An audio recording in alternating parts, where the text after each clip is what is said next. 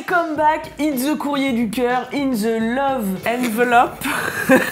Elle commence bien. The Love Mail. Nous nous retrouvons afin de résoudre toutes vos questions sentimentales. Vous m'avez encore envoyé des centaines de mails, je n'en puis plus. Mais qu'est-ce que vous êtes malheureux en amour, c'est fou.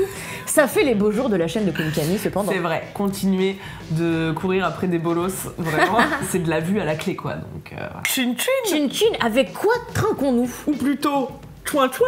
Chouin chouin. Nous avons donc créé ces mugs entre chouins car nous avons créé une nouvelle émission ensemble, ma femme. Tout à fait, qui s'appelle Entre Chouins, qui est diffusée un mardi sur deux en live sur la chaîne Twitch de Mademoiselle. Absolument, et que vous pouvez retrouver ensuite en replay podcast. Pour vous pitcher un petit peu le concept, c'est une émission qui est avant tout sérieuse, dans laquelle... Géopolitique, voilà. Économique. Économique, finance... Tout ça. Non, c'est faux. C'est faux, évidemment. C'est une émission où on déconne pendant 1 heure de direct sur Twitch avec vous qui réagissez en live sur le chat. Et puis c'est tout, n'hésitez pas à nous suivre du coup sur l'Instagram entre.chouin au pluriel. N'hésitez pas à nous suivre sur ce compte Instagram pour suivre toute l'actu. Évidemment, on vous poste des petites photos un peu rigolotes où on fait les petites on essaye, hein. Voilà, donc suivez-nous en masse. Vous pouvez également vous abonner à la chaîne Twitch de Mademoiselle afin de pouvoir suivre les lives en direct. Notre auto-promo, c'est fait. Ça c'est fait. Allez, on a décidé qu'on allait être rapide aujourd'hui, on va faire dans l'efficacité. Un problème, une solution, un problème, une solution, un problème, une solution, un problème, une solution. Comme ça, vous finirez par comprendre que en général, quand ça va pas, c'est qu'il faut s'arrêter. Ou discuter. Parfois, c'est vrai. Personne voit mes seins. À cause de ce t-shirt. À tout moment là. J'ai flashé le mec de Mimi, notre chef, un jour, comme ça au restaurant. J'ai levé les bras, il a vu mes 200 d'un coup. Oh, alors, quelle chance. Belle anecdote.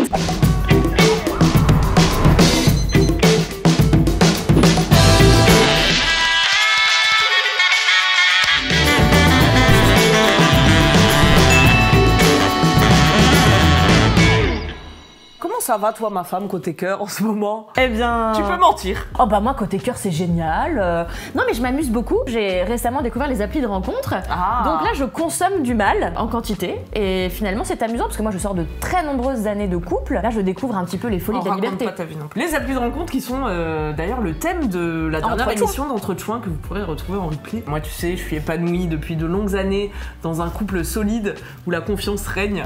Avec toi-même? Ouais. T'oublies un peu trop souvent le couple que tu formes avec moi qui est quand même sur une pente parfaite. Ascendante, toujours plus loin, toujours plus haut. Et qui me raccroche à la vie quelque part. Merci ma femme. Allez, on carbure là. Allez, love fun, here we go. Le téléphone a changé car on m'a volé le précédent. Spécial dédicace à la personne qui l'a pris dans ma poche. Alors, 8 questions, ça va aller très vite aujourd'hui. Bam bam bam. Bam bam bam. Kalash bra bra. C'est mon nouveau blaze sur Instagram, n'hésitez pas à me suivre. Bah, c'est mon slogan de personne qui a une street cred moyenne, à peu près. Première question de Nawel. Célibataire depuis 2 ans et n'ayant pas eu de relation sexuelle depuis. Par contre, ça on va peut-être le mettre pas au début dans le montage parce que c'est le titre de la vidéo.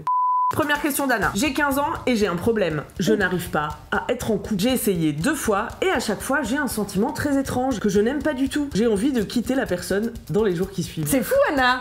Elle a quel âge Anna, elle a dit? 15 ans. Baby, t'as pas autre chose à faire? Ouais. On répond vite là. Je n'arrive pas à être en couple, mais c'est pas un truc qu'on essaye. C'est pas un loisir ou une activité où genre tu t'entraînes et puis au bout d'un moment tu y arrives. Normalement, ce qui se passe, tu rencontres une personne formidable, ensuite tu te mets en couple. Mais se mettre en couple, c'est aussi. Être en couple, c'est pas une obligation. T'as pas aimé ce modèle-là, c'est peut-être tout simplement que t'étais pas vraiment mordu de la personne avec qui t'es sorti à la base. Clairement. Sinon, a priori, ça fit à peu près. Au moins les premiers temps. C'est pas une fatalité en fait. C'est pas parce que t'as pas aimé tes premiers couples que tu n'aimeras jamais de couple, jamais être en couple plutôt. C'est pas très grave. Tu tomberas un jour sur une personne qui te fera kiffer, t'aimeras être en couple à ce moment-là, et puis c'est tout, hein, c'est pas... Je reçois beaucoup de messages d'ados qui sont dans des problèmes de couple, tu vois, ou de j'arrive pas à être en couple, mais t'as 15 ans, pour moi, être en couple, c'est un truc d'adulte. Est-ce que je suis une vieille rabat-joie? Non, pas forcément, pourquoi ce serait un truc d'adulte? C'est un truc de 2 personnes qui matchent, tu vois. Ouais, voilà. En fait, tu peux tomber amoureux à 8 ans comme tu peux tomber amoureux à 98 ans, et c'est ça qui est formidable dans l'amour. Mais je pense qu'on dramatise trop parce qu'on a tendance à croire que c'est la seule façon les modèles de... Voilà, c'est ça, c'est la seule façon d'être heureux, c'est 1+1. Alors qu'en réalité, vous pouvez être amoureux de plusieurs personnes, de jamais personne, de vous-même, d'une collègue. Faites ce que vous voulez finalement. Allez, ça c'est réglé. Problème suivant. Donc Anna, lâche-toi la grappe. Quand tu rencontreras quelqu'un qui te plaît, éventuellement tu songeras à te mettre en couple. D'ici là, passe ton bac d'abord. Et arrêtez de dramatiser tout, putain. Arrêtez de tout dramatiser. Thank you. Next, deuxième message de Emeline. Hello les tatas au carré. C'est vrai qu'on s'appelle comme ça. Je ressors avec mon ex. On a eu une super relation dans un premier temps, mais il m'a quitté car il n'avait pas assez confiance en lui à cause d'une de ses ex.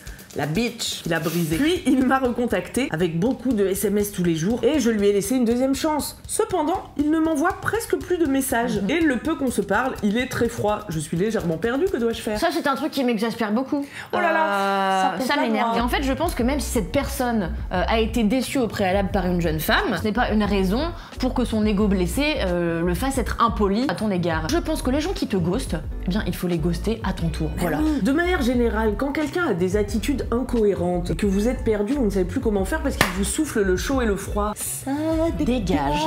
Ça dégage fort. Quelqu'un qui vous aime et qui est bien dans sa vie et qui est prêt à avoir une relation ne vous fera pas tourner en bourrique. Exactement. Voilà, je pense qu'on peut C'est arrêter bon, les allez, courriers du cœur pour toujours.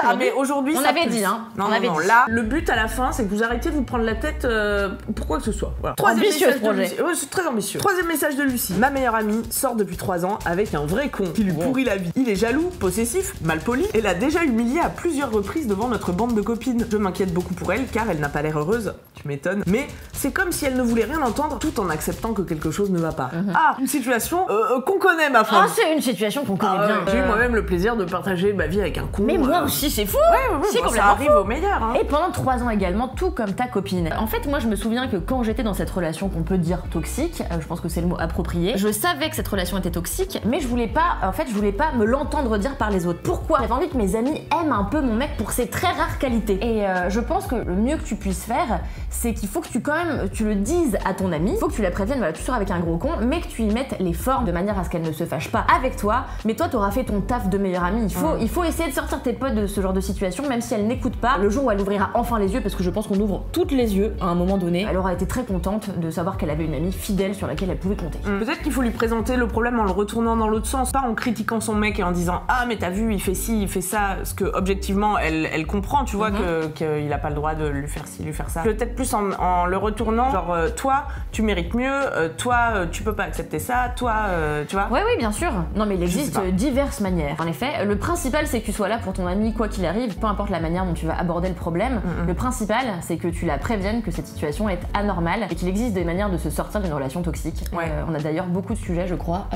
Sur mademoiselle.com. Voilà. Si elle a pas le courage de sortir de cette relation, peut-être il faut qu'elle se fasse aider par quelqu'un. Parce que peut-être c'est qu'elle a pas confiance en elle, elle a peur de jamais retrouver quelqu'un, et c'est pour ça qu'elle s'accroche à ce con. Mais oui, il faut se faire aider, parce que là on en parle de manière un peu légère. En réalité, il est facile, très facile même de se perdre dans un couple toxique et pendant très longtemps, trop longtemps. C'est une perte de temps, une perte d'énergie et on perd parfois les gens qu'on aime à cause de ça. Donc il faut se faire aider par un ami, une famille et puis des spécialistes, ça existe. Sachant que tu ne peux pas régler les problèmes de ton ami pour elle, de toute façon. Une question de Camille, excellent prénom. Cela fait plusieurs années que j'ai un très bon ami avec qui on partage tout. On discute beaucoup, la communication est hyper facile, nos personnalités sont hyper complémentaires, on s'entend merveilleusement bien. Il nous est déjà arrivé d'avoir des relations sexuelles ensemble pendant nos périodes de célibat respectives. Et cela se passait très bien aussi. Depuis ma rupture avec mon ex, nous sommes plus proches que jamais. Et je sens qu'il a envie que nous nous mettions en couple. Mais il ne me plaît pas du tout physiquement. Je n'arrive pas à sauter le pas et pourtant je n'ai rien d'autre à lui reprocher que son physique. Très bien. C'est dur. C'est dur, oui et non en réalité. Car ce problème, je pense on peut le résoudre grâce à un truc, attention, un conseil inédit. Conseil inédit. Inédit, je pense que tout le monde va être choqué, personne n'avait jamais parlé de cette méthode au préalable. La communication. Oh non, c'est quoi? Se parler? Mais oui, c'est dingue. C'est complètement fou, waouh. Elle aura beau lui parler, il sera toujours moche à son goût. Non mais justement, elle a qu'à lui dire, en fait le problème c'est qu'elle veut pas plus avec lui, mais que en fait dans le texte, elle veut pas se mettre avec lui parce que il lui plaît pas, mais que lui il aimerait bien, mais qu'elle ose pas lui dire. Donc tout simplement. Ah, tu crois qu'elle ose pas lui dire? Moi j'ai l'impression qu'elle a quand même envie de se mettre en couple avec lui, et elle se dit ah c'est quand même dommage, on s'entend tellement bien, c'est dommage que le physique me bloque. Ah tu comprends ça? Moi je comprends ça comme en gros elle sent que lui aimerait bien, mais son physique elle ça la bloque complètement, donc c'est next, elle en voudra jamais comme mec quoi. Auquel cas juste ne pas hésiter à dire à cette personne d'être franche, toujours franche, en fait ça marche à tous les coups de juste lui dire voilà je pense que tu ne me plais pas vraiment physiquement, ça n'ira pas plus loin, mais restons bons amis puisque c'est ce que nous étions à l'origine. Si tu en es capable sans vouloir me bouillave irrémédiablement. Oui tout à fait. Auquel cas une petite période de quarantaine. Voilà. Et peut-être nécessaire. Et pas continuer le sex friend si lui il est en train de développer les sentiments. Ça lui brouille un peu les pieds, le pauvre. Il va pouvoir s'en remettre. Non. Mais il y a des gens pour qui le physique ça compte pas tellement, puis il faut déterminer pour toi où tu places le curseur. Est-ce que toi, c'est important l'attirance physique dans une relation? Que ça l'est pas du tout, tu vois. Peut-être que ça l'est. En tout cas, ça ne t'empêche pas de coucher avec cette personne. Bah, pas c'est si... déjà que il y a un truc qui a été, tu vois. Bah parce qu'ils s'entendent tellement bien que ça peut dépasser le. D'où le fait que l'amour pourrait naître, même si le physique n'est pas là. Moi, je suis tombée amoureuse de tellement d'hommes que j'ai trouvé laid. Ah ouais? Bah, j'en ai déjà parlé, mais mon prof de littérature était très très vilain. Et pourtant, j'ai été amoureuse de lui pendant des années. Il était vraiment vilain. On passe outre, hein. Ouais, c'est vrai. Regardez tous les hommes qui ont dû passer outre ça. Les pauvres. Alors, la question suivante nous vient d'Océane et c'est un peu l'inverse de la question de Camille. Parce que... Attends. Quoi? J'ai les fils qui se touchent. Je réfléchis ce que c'est l'inverse. Océane, ça fait plusieurs années qu'elle est amie avec un garçon qu'elle adore. Lui, il l'apprécie également. Notre relation est très saine, j'adore tout ce qu'il est, je le trouve super. Ce qui finalement a fait naître en moi des interrogations concernant ce que nous pourrions être, à savoir un couple. Ça, c'est le sous-texte, hein. Moi, je ne fais que vous traduire. Je pense à lui en parler, mais je ne sais pas comment aborder le sujet. Je n'ose pas lui en parler de peur du rejet, mais aussi de peur que cela change la dynamique de notre relation. C'est un risque à prendre, hein, ma vieille. Et oui, il faut pas avoir peur du changement en permanence. Le changement, c'est la seule chose qui est permanente, si je peux me permettre. Oh, c'est pas mal ça, hein, c'est pas de moi. Océane, je pense qu'il est temps que tu te sortes les doigts du cul. Ah oui, bonne idée. Je pense qu'il faut arrêter. Je pense que les gens se bloquent mais tellement par peur du changement. Et en fait, le changement, c'est pas grave. Ou du rejet, qui n'est pas grave non plus. Tu Exactement, ni l'un ni l'autre ne sont des choses problématiques. Donc en réalité, va dire à ce mec que tu le kiffes, puisque c'est débile de t'empêcher de vivre peut-être une superbe histoire par peur. Ouais, mais si ça gâche leur amitié. Mais pourquoi ça gâcherait votre amitié? Bah parce que lui, il va dire après, bah viens, on arrête de se voir alors, parce que moi, ça me fait bizarre de savoir que toi, maintenant, tu veux me ken. Eh bien, explique-lui alors que tu peux gérer toi tes émotions. Si tu as besoin d'un peu de temps pour te défaire de l'amour que tu as pour cet homme, prends-le. Si toutefois tu penses que tu peux gérer tes émotions toute seule et continuer à le fréquenter, en fait, c'est toi qui places un peu le curseur où tu veux. Tout ça, ça n'est que de ton bon vouloir. La réponse à tout, elle est formidable. Non, mais en fait, ça m'énerve. Voilà, je vous le dis, ça m'énerve. Ça m'énerve. Ça m'énerve. Voilà le nombre de mecs que j'aurais pu bouillave et j'ai pas osé, alors que j'aurais pu, tu vois. Et donc 100% des gagnants ont tenté leur chance. Exactement. Tu m'aurais encore vu samedi en boîte de nuit. Allez. Ma femme, cette cochonne. Non, on va avoir des désirs aussi, hein. Tout un restant distingué. Non, mais comment aborder le sujet? Bah écoute, allez faire un truc ensemble. Mets-toi dans la peau d'une adulte. Je sais pas quel âge tu as, Océane, mais tu vois, essaie d'y aller frontalement, de manière cartésienne, et juste lui dire dans un petit moment de complicité, tu sais, on s'entend tellement bien que parfois je me demande si on pourrait pas sortir ensemble. Ouais. Qu'est-ce que t'en penses? Ah ben moi je suis d'accord. Non mais qu'est-ce qu'il en pense lui? On va parfait. Moi je suis d'accord sur tout. Allez, moi je suis pas contraignante aujourd'hui. Hein. Il ne reste plus que Kate. J'ai eu pour la première fois de ma vie un coup de foudre pour une fille. On parle pas mal par message, je suis même allée jusqu'à lui confier mes sentiments, mais depuis environ un mois que je me suis confiée, on parle quasiment tous les jours sans jamais avoir réabordé le sujet. Et en fait, au moment où elle s'est confiée, la fille lui a dit qu'elle avait besoin de réfléchir, et donc elle lui a pas explicitement mis de râteau, elle lui a dit bah ni oui ni non en fait, et du coup Kate, bah elle se voit mal relancer la question. Avant de répondre à cette problématique, est-ce qu'on peut féliciter Kate d'avoir déjà fait le premier pas, exprimer son béguin? On applaudit tous Kate. Bravo Kate. Et regarde, tu n'as pas pris feu, c'est fou. La vie a continué. Eh oui, c'est complètement La Terre n'a pas implosé, c'est génial. Déjà, bravo. Ceci dit, mettre un râteau à quelqu'un, c'est jamais quelque chose d'agréable. Surtout si c'est quelqu'un qu'on aime bien, mais même si c'est un inconnu sur Tinder, il y a des gens qui préfèrent ghoster que mettre des râteaux, tu vois. Parce que en vrai, mettre un râteau, ça fait pas plaisir, tu vois, de dire à quelqu'un, bah en fait. Non. Et puis on a un peu le rôle du méchant. Ouais. Même si on n'est jamais méchant de mettre un râteau à quelqu'un, c'est pas mal se respecter soi-même. Se respecter. Mais dans l'esprit commun, souvent, on est associé à la mauvaise personne et on n'a jamais envie d'être le méchant d'une relation, même qui n'a pas encore commencé, quoi. Ton problème, Kate, c'est que tu es dans le flou artistique, et en effet, c'est une situation très inconfortable. Je pense que tu devrais te permettre une petite relance. Ouais. Pour moi, la personne, elle a pas osé lui dire non merci, tu vois. Ou alors, elle prend vraiment son temps pour réfléchir. Elle prend vraiment son temps pour réfléchir, et alors, bah, réaborde le sujet avec l'incroyable courage qui t'avait caractérisé la première fois. Tu dis, bon, dis donc, là, ça fait 6 mois, t'as eu du temps pour réfléchir, de me bouffer la chatte. Et autre joyeuseté. Au moins tu seras fixé, parce qu'il n'y a rien de pire que de pas être fixé. Il vaut mieux se prendre un gros refus catégorique dans la tronche plutôt que d'être entre deux vagues. Comme ça tu vas pouvoir filer vers de nouveaux horizons sexuels et amoureux. Ah bon, je crois que tout est bouclé. Eh ben, ça m'a fait. On a résolu l'amour. Voilà, l'amour, c'est terminé. Ça, allez, c'est réglé. Vous avez compris le principe. S'il vous faut encore peut-être revisionner les courriers du cœur, revisionnez-les. Franchement, on a tout dit. C'est bon. Je crois qu'on peut arrêter le format. Ouais, stop. stop. Et puis le faire glisser sur Entrechoin. Oh oui, faut le glisser. Sinon encore à la santé de cette belle émission. Bravo ma femme pour ces excellents conseils. Mais merci de m'avoir invité une nouvelle fois. C'est toujours un plaisir. Nous nous retrouvons, ici sur cette chaîne, hein, vous avez l'habitude, le mercredi. Et puis dans Entrechoin, si vous voulez retrouver cet incroyable duo que nous composons. Merci. La première question que t'avais sautée. Oh.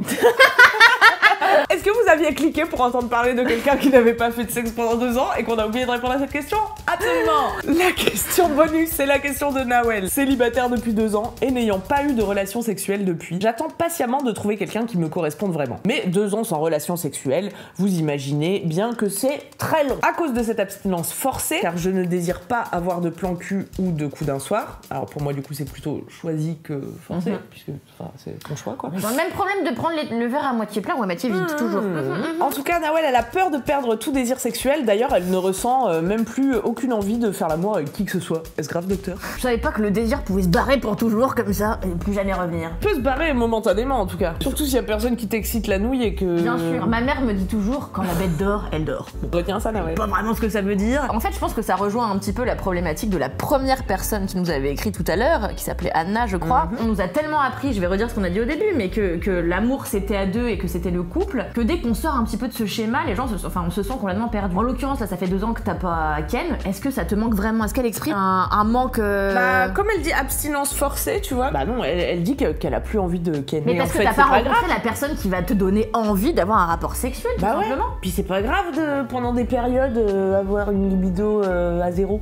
C'est la vie. C'est souvent plus en couple qu'on a des pertes de libido, j'ai l'impression, que quand on est célibataire. Rien n'est grave, encore une fois. Donc arrêtez de vous mettre dans la tête que parce qu'un truc correspond pas à ce que vous entendez partout ailleurs, c'est grave, c'est pas grave. C'est vous, et puis c'est comme ça. Il y a des périodes dans la vie, c'est pas un drame, on arrête de dramatiser. Je pense que le jour où tu vas rencontrer quelqu'un qui va peut-être te faire rire, peut-être t'emmener au cinéma, voir des jolis films, peut-être que plein de choses comme ça, et bah peut-être que le désir va renaître tout doucement. Ou peut-être d'un coup, un jour, tu vas voir quelqu'un, tu vas dire lui, je veux te dégringuer. C'est possible. L'abstinence ne va pas tuer ta libido pour toujours. Voilà, ça c'est ce qu'il faut retenir. Mais non, ça va revenir. Mais oui, crois. Et si ça revient pas, ça n'est pas grave. Connais-tu les sextoys? J'ai fait une vidéo pour ça. Ah, cette fois c'est vraiment la fin du courrier du cœur. Yes. On a résolu l'amour. On refait chin-chin. Allez. Excellent. Bisous les chouins. Bisous les chouins. Les chouins chouins.